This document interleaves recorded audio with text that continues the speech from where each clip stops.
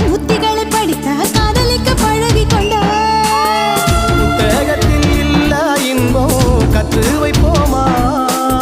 முத்தம் தரா இடங்கள் கண்டு முத்தம் வைப்போமா?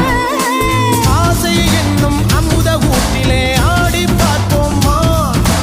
ஆணில் பெண்ணை பெண்ணில் ஆணை தேடித் தீர்ப்போமா? சுல்தானே சுல்தானே